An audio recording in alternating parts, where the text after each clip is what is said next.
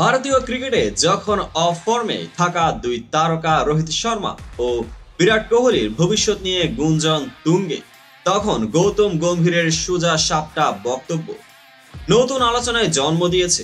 ভারতীয় কোচ স্পষ্ট জানিয়ে দিয়েছেন, ব্যক্তির চেয়ে দল বড়, আর রোহিত কোহলির মতো অভিজ্ঞদের ভবিষ্যৎ নির্ধারণের অধিকার শুধু তাদেরই। দীর্ঘ 10 বছর পর অস্ট্রেলিয়ার কাছে টেস্ট সিরিজ হারল ভারত। বিশ্ব টেস্ট চ্যাম্পিয়নশিপের স্বপ্ন ভেঙে চুরমার।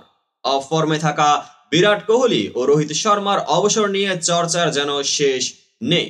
এরপরই ভারতীয় দলের প্রতিনিধি হয়ে সংবাদ সম্মেলনে আসেন কোচ গৌতম গম্ভীর। এ সময় তিনি রোহিত কোহলির অবসর প্রসঙ্গ ও দলের সকল ক্রিকেটারকে এক চোখে দেখার কথা উল্লেখ করেন। টেস্টে দুই সিনিয়র তারকার ভবিষ্যৎ কি হবে সেটি তাদের হাতে ছেড়ে দিয়েছেন গম্ভীর। তিনি বলেন, আমি কোনো ক্রিকেটারের ভবিষ্যৎ নিয়ে কথা বলতে পারি না, এটি তাদের উপর নির্ভর। আমি শুধু এটুকু বলতে পারি, তাদের এখনো জয়ের ক্ষুধা আছে, খেলার প্রতিও তারা যথেষ্ট আবেগী, তারা শক্ত মানুষ। আশা করি তারা এমন মানসিকতা ধরে রাখবে, কিন্তু আমরা সবাই জানি তারা যে পরিকল্পনাই করবে সেটি হবে দলের জন্য উত্তম। অধিনায়ক রোহিত শর্মার মাঠ থেকে নিজেকে সরিয়ে নেওয়ার সাহসী সিদ্ধান্তকেও প্রশংসা করেন গম্ভীর। তার ভাষায়, দলই বড়, দেশই সবার আগে। বর্ডার গাভাস্কার সিরিজে 5 ম্যাচের 9টি ইনিংসে ব্যাট করেছেন কোহলি, যেখানে একটি সেঞ্চুরি করলেও তার রান মাত্র 190। পার্থ টেস্টের দ্বিতীয় ইনিংসে সেঞ্চুরি ছাড়া বাকি 7 ইনিংসে কোহলির খেলা সর্বোচ্চ রানের ইনিংসটা ছিল কেবল 36। অন্যদিকে কৃতিত্বকালীন ছুটিতে থাকায় সিরিজের প্রথম টেস্টে খেলেননি ভারতীয় অধিনায়ক রোহিত। এরপর 3 টেস্টে ব্যাট হাতে মাত্র 31 রান করেছেন। এমন অফ ফর্মের জন্য নিজেকে সরিয়ে নেন সিডনিতে শেষ হওয়া 5ম টেস্ট থেকে।